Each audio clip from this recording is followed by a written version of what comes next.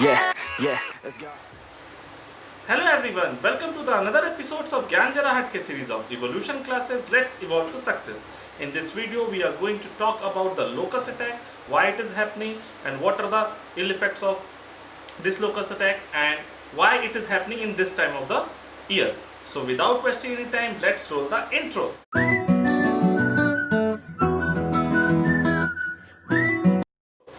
तो चलिए सबसे पहले हम जान लेते हैं लोकस्ट क्या है। तो locust is a collection of certain species of short horn grasshoppers which are in swarming phase. Locust is a collection of certain species of short horn grasshopper which are in swarming phase. Locust क्या है? Short horn grasshopper होता है, उसका horn जो होता है वो छोटा होता है, उसका एक ग्रुप है, कलेक्शन है, जो कि अभी स्वार्मिंग फेज में है। तो स्वार्मिंग फेज है क्या, पहले वो जान लेते हैं। तो swarming phase it is a phase when large number of insects or other animals are in motion। जब large number of animals या फिर कोई भी इंसेक्ट मोशन में हो, तो एक जगह से दूसरी जगह तक मोशन में हो, उसको हम बोलते हैं स्वार्मिंग फेज। ठीक है, तो अभी जो इंडिया में जिस चीज का अटैक हुआ वो एक टाइप का डेजर्ट ग्रासहोपर है, डेजर्ट में बेसिकली पाया जाता है, जिसका साइंटिफिक नेम है सिस्टोसेरका ग्रेगेरिया। साइंटिफिक नेम है सिस्टोसेरका ग्रेगेरिया, ये है जिसका अटैक अभी इंडिया में हुआ है। तो चलिए अब हम देख लेते हैं कि क्यों साल के इसी समय में अटैक हुआ है और क्या प्रॉब्लम हमें झेलना पड़ सकता है। तो सबसे पहले हम देख लेते हैं प्रॉब्लम क्या है इसके अटैक का।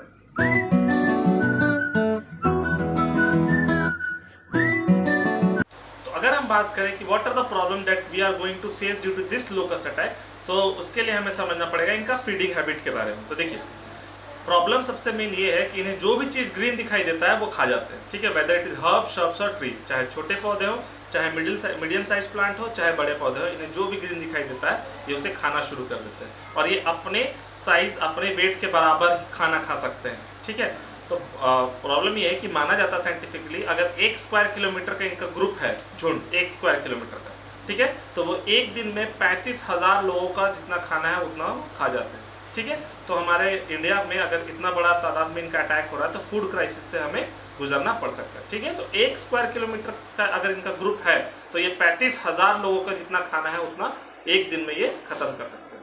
ठीक है, तो ये है इनके साथ नुकसान। अब हम चलते हैं इस बारे में जानते हैं कि क्यों, why they have came to India.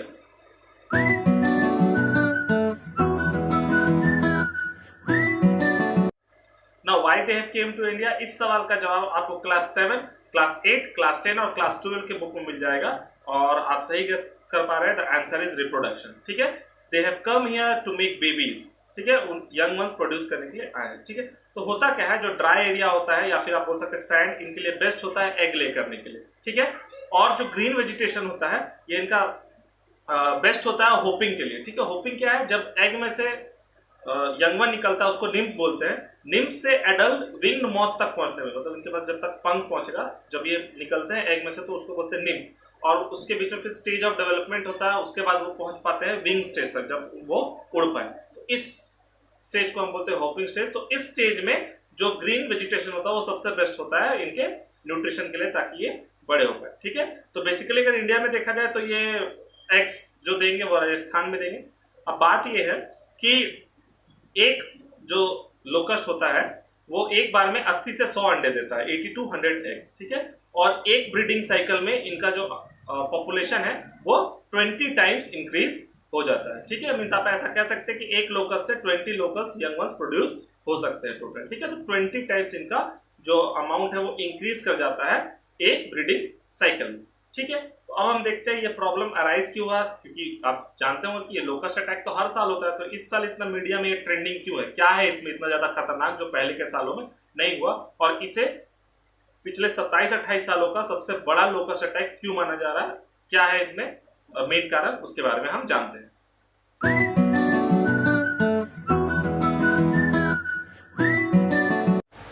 इस बात का सबसे मेन प्रॉब्लम ये है कि इनका ब्रीडिंग जो है वो 400 टाइम्स इंक्रीज कर गया। ठीक है, और इसका अगर आपको रीजन जानना है तो इसका रीजन ये है, इंडिया, ईरान और सऊदी अरेबिया का बारिश। ठीक है, लेकिन वो इस साल का नहीं, पिछले साल प्रीवियस ईयर्स के बारिश के बारे में।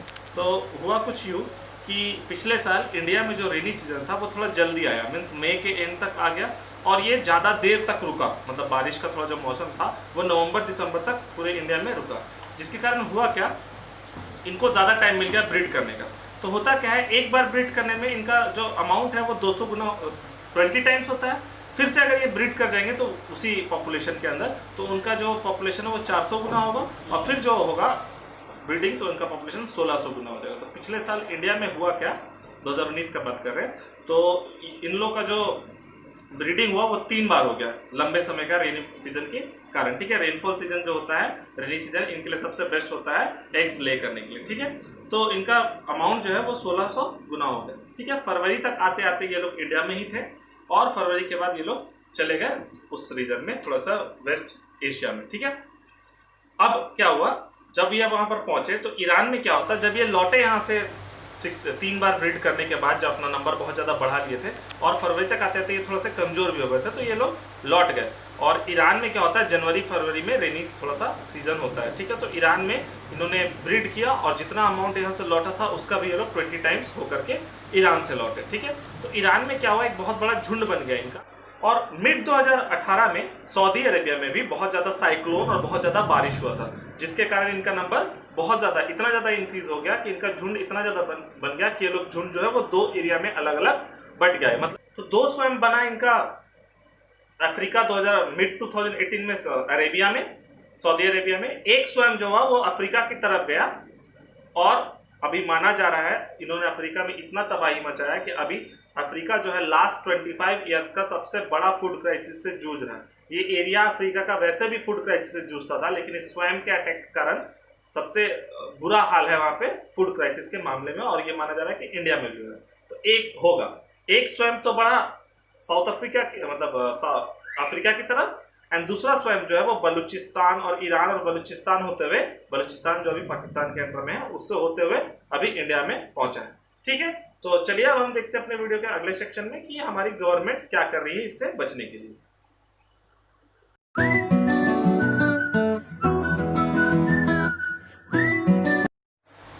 तो इस लोकस्ट अटैक का सबसे ज्यादा अफेक्टेड स्टेट जो है वो है राजस्थान। करीब 9000 हेक्टेयर्स ऑफ लैंड इन्होंने बर्बाद कर दिया, और राजस्थान के सरकार ने अलग अलग टीम्स बनाए हैं विजिलेंस के लिए, और वो पेस्टिसाइड्स छिड़क रहे हैं। महाराष्ट्र के सरकार ने लोगों से अपील की है कि वो रात में टीम बना करके अपने खेतों में जाएं और उस चीज़ का ध्यान रखें, और बड़े बड़े गड्ढे खोद करके बहुत जोरों से लाउड म्यूजिक बजाए, क्योंकि लाउड म्यूजिक से ये लोग दूर भागते हैं लोग। ठीक है, तो लाउड म्यूजिक। उत्तर प्रदेश की सरकार ने भी यही किया। उत्तर प्रदेश की सरकार ने पेस्टिसाइड भर करके बहुत सारे फायर ट्रक्स रखे हैं, और उन्होंने भी लोगों से अपील किया है कि हाई साउंड में म्यूजिक बजाए ताकि वो लोग उससे दूर भाग जाए। ठीक है, दिल्ली की सरकार ने कहा है कि उन्होंने जो 14 लाख पेड़ लगाए हैं उनको वो अगर लोकस्ट अटैक हुआ तो उसको कवर करेंगे, लेकिन कवर करने का थोड़ा सा नुकसान है दोस्तों, ऐसे भी गर्मी चल रही है, हो सकता है पेड़ों को डेथ हो सकता है। और साथ साथ दिल्ली सरकार ने भी पेस्टिसाइड्स का जो है वो इंतजाम किया है। तो अभी तक राजस्थान जो एरिया वो ज़्यादा इफेक्टेड है, बाकी सब जो उत्तर प्रदेश महाराष्ट्र इनमें उतना असर नहीं हुआ है, लेकिन गवर्नमेंट पहले से तैयारी करके रखी है। ठीक है, तो चलिए अब हम देख लेते हैं कि मेन रूट कॉज क्या है।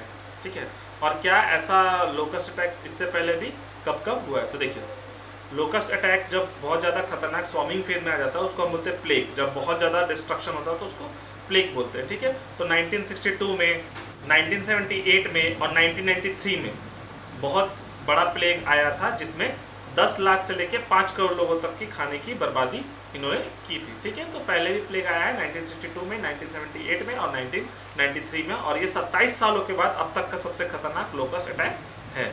ठीक है, तो इसका रूट कॉज क्या है, तो अगर आप गौर करेंगे दोस्तों तो इन सारे जो मैंने हर एक जो अभी बताया इनका कि क्या मेन प्रॉब्लम है, क्यों इस साल इतना खतरनाक हुआ, तो मैंने उसमें रेनी सीजन का डिस्कस किया हुआ कि रेन कहीं पे जल्दी आया, कहीं पे ज़्यादा हुआ, कहीं साइक्लोन आया।